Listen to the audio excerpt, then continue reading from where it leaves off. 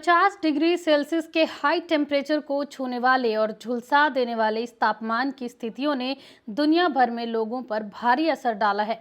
जहां संयुक्त अरब अमीरात के डॉक्टर लोगों को अत्यधिक गर्मी के सीधे संपर्क में आने से बचने की सलाह लगातार दे रहे हैं, वहीं ऑटो स्पेशलिस्ट गर्मी के महीनों के दौरान वाहनों से होने वाले संभावित खतरों के बारे में जागरूकता बढ़ा रहे हैं। संयुक्त अरब अमीरात में अधिकारियों ने बताया कि अधिकांश वाहनों में आग लगने की घटनाएं ड्राइवरों द्वारा सुरक्षा और रोकथाम के उपायों की अनदेखी के कारण होती है। अपने जागरूकता अभियान सेफ समर के हिस्से के रूप में अबू धाबी पुलिस के जनरल कमांड ने मोटर चालकों से खासकर उच्च तापमान में आवश्यक सुरक्षा उपायों का पालन करने और वाहनों के नियमित रखरखाव और निवारक उपायों पर ध्यान देने का आग्रह किया। आपराधिक साक्ष्य विभाग यानी क्रिमिनल एविडेंस डिपार्टमेंट में अग्निशमन विभाग के प्रमुख मेजर डॉक्टर इंजीनियर आदिल नसीब अल साकरी ने बताया कि तरल ईंधन, तेल जैसे ज्वलनशील तत्वों के साथ साथ प्लास्टिक और रबर जैसे पदार्थ वाहनों में आग लगने का कारण बन सकते हैं। अगर ठीक से रखरखाव और प्रबंधन ना किया जाए तो संभावित रूप से स्थिति खतरनाक हो सकती है। निवासियों से आग्रह किया जाता है कि वे अपने वाहनों का नियमित रखरखाव करें और बताए गए कुछ सुरक्षित ड्राइविंग प्रैक्टिसेस को अपनाएं। आप वाहनों का रखरखाव करने के लिए कुछ तरीकों को अपना सकते हैं, जैसे कि इंजन कूलिंग लेवल की नियमित जांच करते रहें, समय समय पर तेल रिसाव यानी ऑयल लीकेज की जांच करते रहें, कार सिस्टम में इलेक्ट्रिसिटी और टेक्निकल इश्यूज की जांच करें, टायर के दबाव की नियमित जांच करते रहें। एयर कंडीशनिंग सिस्टम की जांच करना भी चिलचिलाती गर्मी के दौरान महत्वपूर्ण हो जाता है। वहीं इंजन कंपोनेंट्स के प्रॉपर फंक्शनिंग को भी इंश्योर करें। अपने वाहनों से किसी भी असामान्य गंध, धुएं या चेतावनी संकेतों की निगरानी करते रहें, उन्हें अनदेखा ना करें। वाहन में ओवरलोडिंग ना करके ओवरहीटिंग से बचें। ड्राइवर अपनी खड़ी कारों के अंदर हैंड सैनिटाइजर, परफ्यूम और लाइटर जैसे ज्वलनशील पदार्थ ना छोड़ें। विद्युत उपकरणों यानी इलेक्ट्रॉनिक इक्विपमेंट्स और ज्वलनशील पदार्थों को खुले में ना रखें। और आखिर में आपको अपनी गाड़ियों के अंदर अग्निशामक यंत्र और प्राथमिक चिकित्सा बॉक्स यानी कि fire extinguisher and first aid box रखने की भी सलाह दी जाती है। ये सारे उपाय करके और सुरक्षा दिशा निर्देशों का पालन करके एवं नियमित वाहन रखरखाव में इन्वेस्ट करके ड्राइवर्स अपनी और अन्य रोड यूजर्स की सुरक्षा सुनिश्चित करते हुए वाहन में आग लगने के जोखिम को कम करने में मदद कर सकते हैं। संयुक्त अरब अमीरात में मोटर चालकों को अबू धाबी और शारजाह में प्रमुख सड़कों के आंशिक रूप से बंद होने के बारे में सतर्क किया गया है। अबू धाबी में इंटीग्रेटेड ट्रांसपोर्ट सेंटर यानी आईटीसी ने गुरुवार को कहा कि शनिवार 22 जुलाई से सोमवार 24 जुलाई तक अबू धाबी में किंग अब्दुल्ला बिन अब्दुल अजीज अल सऊद स्ट्रीट आंशिक रूप से बंद रहेगी। आईटीसी ने शनिवार 22 जुलाई से 3 अगस्त तक अल ऐन में मोहम्मद बिन खलीफा स्ट्रीट और बनियास स्ट्रीट की भी आंशिक रूप से बंद होने की घोषणा की। इस बीच शारजाह सड़क एवं परिवहन प्राधिकरण यानी Sharjah Roads and Transport Authority ने कहा कि 2 चरणों में रखरखाव कार्यों के लिए शेख खालिद बिन मोहम्मद अल कासिमी स्ट्रीट की सड़क भी आंशिक रूप से बंद रहेगी। वहीं पहला चरण कल शनिवार 22 जुलाई से मंगलवार 25 जुलाई तक होगा, जबकि दूसरा चरण बुधवार 26 जुलाई से 30 जुलाई तक होगा। आपको बता दें कि अथॉरिटी ने मोटर चालकों से यातायात के लिए वैकल्पिक सड़कों यानी ऑल्टरनेटिव रूट्स के उपयोग करने का आग्रह किया।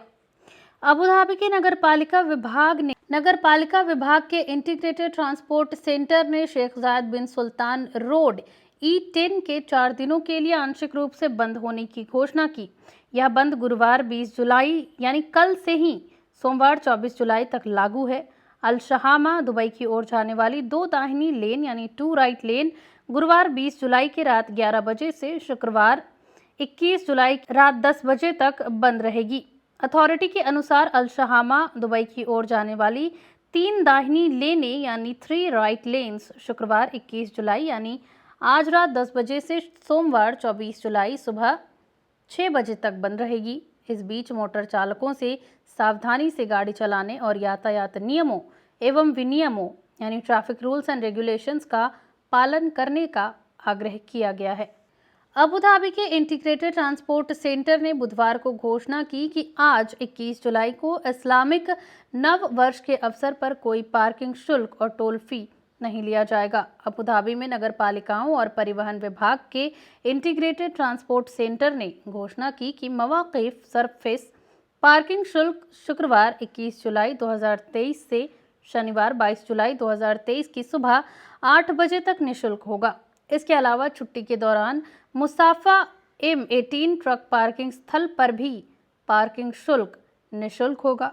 आईटीसी ने ड्राइवरों से निर्धारित पार्किंग क्षेत्रों में सही ढंग से पार्किंग करने और रात 9 बजे से सुबह के 8 बजे तक आवासीय पार्किंग स्थानों यानी रेजिडेंशियल पार्किंग एरियाज में पार्किंग करने से परहेज करने का आग्रह किया। साथ ही आईटीसी ने घोषणा की है कि शुक्रवार को दरब टोल गेट सिस्टम भी निःशुल्क रहेगी। अबू धाबी में फूड सेफ्टी एंड सिक्योरिटी के लोकल अथॉरिटी इंचार्ज ने नियमों का उल्लंघन करने पर एक रेस्टोरेंट को बंद करने का निर्देश दिया है।